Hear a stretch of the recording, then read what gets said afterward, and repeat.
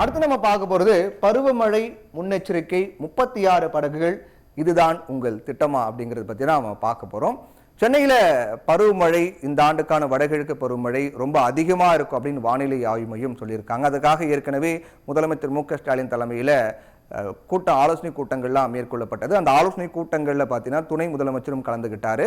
அதுல இந்த வருடம் பெய்யக்கூடிய பருவமழைக்காக முன்னேற்பாடுகள்லாம் ரொம்ப தீவிரமா இருக்கணும் அப்படின்னும், சென்னையை பொறுத்தவரையிலும் எங்குமே தண்ணி தேங்காத அளவுக்கு நடவடிக்கைகள் மேற்கொள்ளப்படும், ஒரு உயிரிழப்பு கூட ஏற்படக்கூடாது அப்படிங்கிற மாதிரி ஆலோசனை கூட்டங்கள்ல பேசப்பட்டது.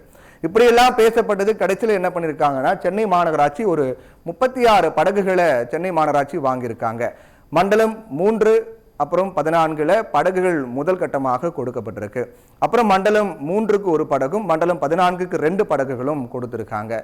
இப்போ என்ன கேள்வி எழுது அப்படின்னா, முதலமைச்சர் மு.க.ஸ்டாலின் தலைமையில் ஒரு மிகப்பெரிய ஆலோசனை கூட்டங்கள்லாம் மேற்கொள்ளப்படுது. குறிப்பாக பெருநகர சென்னை மாநகராட்சிக்கு உட்பட்ட பகுதிகளில் மேற்கொள்ளப்பட்டு வரக்கூடிய வடகிழக்கு பருவமழை முன்னேற்பாட்டு பணிகள் அப்புறம் வெள்ளத்தடுப்பு பணிகள் தொடர்பாக பெருநகர சென்னை மாநகராட்சி, சென்னை பெருநகர குடிநீர் வழங்கல் மற்றும் கழிவுநீர் அகற்று வாரியம், நீர்வளத்துறை, நெடுஞ்சாலைத்துறை அப்படின்னு பல துறைகள் எல்லாமே அதில் கலந்துக்கிட்டாங்க. அதில் ஆலோசனை கூட்டங்கள்லாம் மேற்கொள்ளப்பட்டு பல்வேறு அறிவுறுத்தல்கள் எல்லாமே வழங்கப்பட்டது.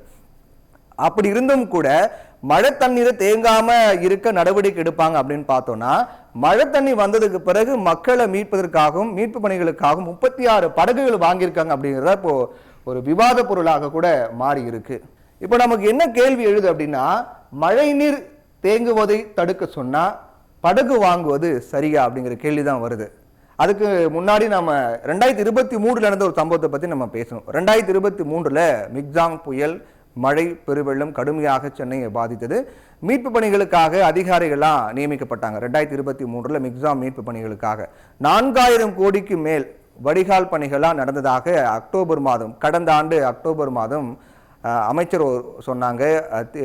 பல்வேறு அமைச்சர்களும் இந்த முறை மழைநீர் வடிகால் பணிகள்லாம் ரொம்ப தீவிரமாக மேற்கொள்ளப்பட்டிருக்கு, மக்களுக்கு எந்தவித பிரச்சனை இருக்காது, தண்ணி ஒரு சொட்டு கூட சென்னையில் தேங்காது அப்படின்னு சொன்னாங்க. 2023 இந்த மழைநீர் வடிகால் பணியை பொறுத்த வரைக்கும் 98 விழுக்காடு சென்னை மாநகராட்சி நாங்கள் நிறைவு பண்ணிட்டோம் 2023 சொல்றாங்க அப்படின்னு தமிழக நகராட்சி நிர்வாக குடிநீர் வழங்கல் துறை அமைச்சர் கே நேரெல்லாம் தெரிவித்தார். முழுவதுமாக 98% நாங்கள் வடிகால் பணிகள்லாம் முடிச்சிட்டோம், மழை ஒரு சொட்டு கூட தேங்காது அப்படின்னாங்க. அதுக்கு பிறகுதான் அக்டோபர் 22ஆம் தேதி கடந்த ஆண்டு பருவமழை தொடங்குது. வழக்கம் போல சென்னையில் கடுமையான மழை, வெள்ளப்பெருக்கு ஏற்படுது, புயல் பாதிக்குது, ஒரு சொட்டு தண்ணி கூட தேங்காது, 4000 கோடிக்கு மேலே செலவு பண்ணி மழைநீர் வடிகால் பணிகள்லாம் பண்ணிட்டுன்னு சொன்னாங்க. ஆனால் பெருமழை பெய்து சென்னை முழுக்க வெள்ளத்தில் தத்தளித்தது. அப்போது அந்த பணமெல்லாம் என்னாச்சு, மழைநீர் வடிகால் பணிகள் என்னாச்சு அப்படின்னு கேட்டாங்க. சென்னை பொறுத்த வரைக்கும் ஒரு 3 ஆறு மற்றும் ஒரு பெரிய பக்கிங்காம் கால்வாய் இருக்கு. சென்னை, திருவள்ளூர், காஞ்சிபுரம் 3 மாவட்டங்களையும் சிறிதும் பெரிதுமாக கிட்டத்தட்ட ஒரு 4000 ஏரிகள் இருக்கு. காஞ்சிபுரம் மாவட்டத்தில் அந்த பகுதியில், காஞ்சிபுரம் மாவட்டத்தில் மாக்காணியம் அப்படின்னு சொல்லப்படக்கூடிய மலையம்பட்டு ஏரியில உற்பத்தி ஆகக்கூடிய அடையாறு காஞ்சிபுரம் சென்னை மாவட்டங்களில் 42 கிலோமீட்டர் தூரம் பயணித்து பட்டினப்பாக்கம் பக்கத்தில் முட்டுக்காட்டிலும் கடல்ல கலக்கிறது. இதுதான் அடையாறு. அதே சென்னைக்கு மழை பெய்யும் போது வடிநீர் கால்வாய் மூலமாக சிறு வாய்க்கால்கள் வழியாக சென்னையில மொத்த மழை நீர்ல 19 விழுக்காடு அடையாற்றில் தான் கலக்குது. இது தவிர சென்னைக்கு கூவம் ஆறு இருக்கு, கொசத்தலை ஆறு இருக்கு, இது எல்லாம் போக பக்கிங்காம் கால்வாய் இருக்கு. இது எல்லாம் சரியாக தூர்வாரி முறைப்படுத்தினாலே தண்ணீர் எங்குமே தேங்காம அந்த ஆறுகள் மூலமாக கடலை கலக்க வாய்ப்பு இருக்கு. ஆனா ஒவ்வொரு முறையும் இந்த மாதிரி ஆலோசனை கூட்டங்கள் நடத்துறாங்க, பருவமழைக்கு முன்னெச்சரிக்கை ஏற்பாடுகள்லாம் பண்ணிருக்குன்றாங்க, அதுக்காக நிதியை செலவச்சு நம்ம மழைநீர் வடிகால் பணிகள் முடிச்சிருக்கோம் அப்படிங்கிறாங்க. ஆனா மழை அது எல்லாமே இல்லை, பொய் அப்படிங்கிற மாதிரி தான் நமக்கு சொல்லுது. அதுபடிதான் இப்போ இந்த ஆண்டும், போன ஆண்டு சொன்ன மாதிரி இந்த ஆண்டும் ஆலோசனை கூட்டங்கள்லாம் நடத்திருக்காரு முதலமைச்சர் மு.க.ஸ்டாலின். ஒரு உயிரிழப்பு ஏற்படாது, தண்ணி எங்கும் தேங்காது அப்படின்னு சொல்லியிருக்காரு. ஆனா போன வருஷமே அது எதிர்கட்சி கடுமையா விமர்சனம் பண்ணாங்க. 4000 கோடி செலவு பண்ணீங்கன்னு சொன்னீங்களே, அதெல்லாம் என்ன ஆச்சு அப்படின்னு விமர்சனம் பண்ணாங்க. ஆனா அதுக்கு நிறைய காரணங்கள், அப்பதான் நாங்கள் கட்டமைப்பு பண்ணிட்டு இருந்தோம், உருவாக்கிட்டு இருந்தோம், அதுக்குள்ள மழை வந்துச்சுன்ற மாதிரி நிறைய காரணங்கள்லாம் சொன்னாங்க. இப்போ இந்த ஆண்டும் இதே போல சொல்றாங்க. ஆனா பருவமழை முன்னெச்சரிக்கை நடவடிக்கைகள் எந்த அளவுக்கு எடுக்கப்பட்டிருக்கு அப்படிங்கறத நம்ம பொறுத்திருந்து தான் பார்க்கணும். ஆனா அதுக்கு முன்னாடி இவங்க என்ன பண்ணிருக்காங்க, 36 படகு வாங்கியிருக்குது அப்படிங்கிறத இப்போ பேச்சு பொருளாக மாறி இருக்கு.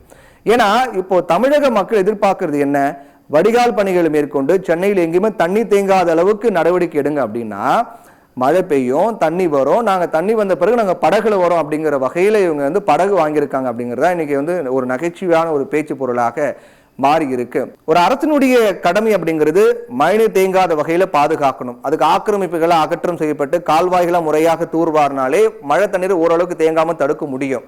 ஆனா அப்படி அதுக்கான நடவடிக்கை மேற்கொள்ளாம 36 படகு வாங்கி தண்ணியில மழை தண்ணியில படகுல போறதுக்கும் வர்றதுக்கும் மக்கள் மீட்கிறதுக்கும் எதுக்கு இந்த மாதிரி முன்கூட்டிய நடவடிக்கை, அதுக்காக ஒரு தொகையை செலவு பண்ணி மழைநீர் வடிகால் பணிகள்லாம் மேற்கொள்வது ஏன் அப்படிங்கிற கேள்வி எழுது.